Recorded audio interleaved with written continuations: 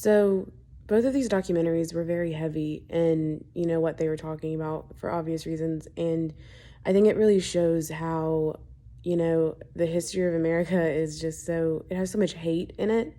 And it's everything, is so racially gassed, like everything.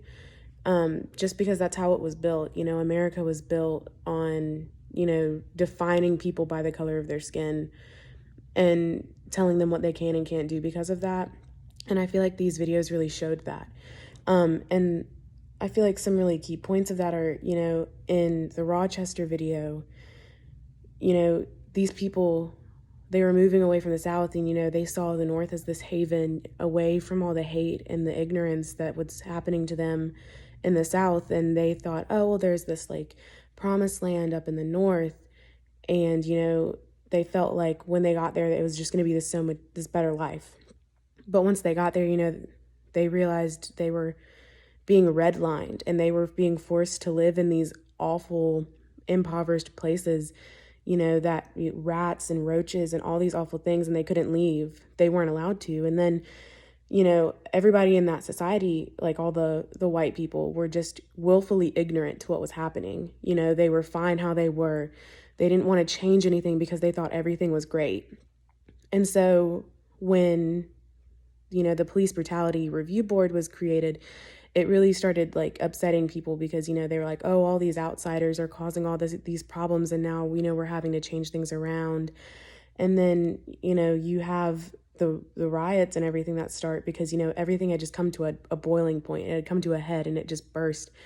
And, it almost comes to a point to where you, like, not that violence is okay in any, not that I want to say violence is okay, but, when you define a person and you chalk all of what this person up to is like, oh, well, they're just lazy and they're ignorant and they can't do anything right. It's almost like they're going to stop trying to be better at some point, because they try and strive to be better. They want to be more than what you say they are.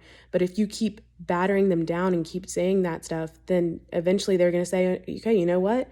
Then if you think that's who I am, then that's who I'm going to be. And I think that's really, that maybe played into like some of what had happened in the Rochester riots and all that stuff. Something that I thought was really interesting from that video was something that Dr. James E. Turner said.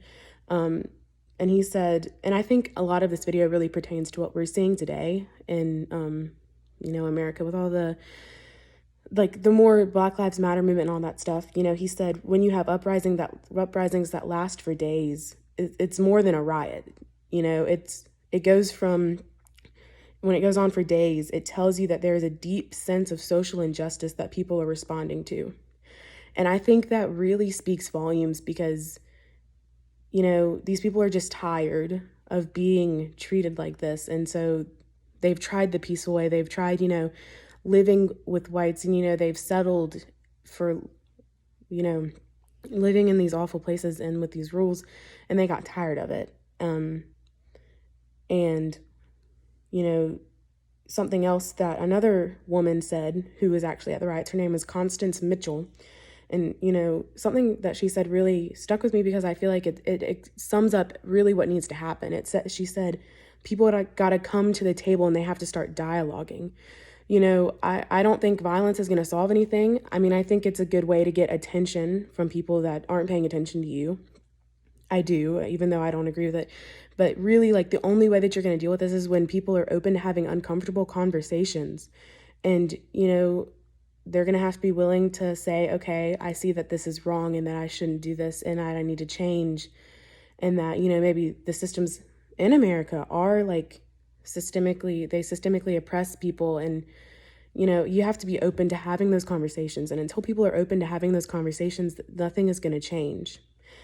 And then comparing that with the Jim Crow videos that we watched, I just saw that both of them, they just emphasized that the African American community felt like they were given promises that were then broken.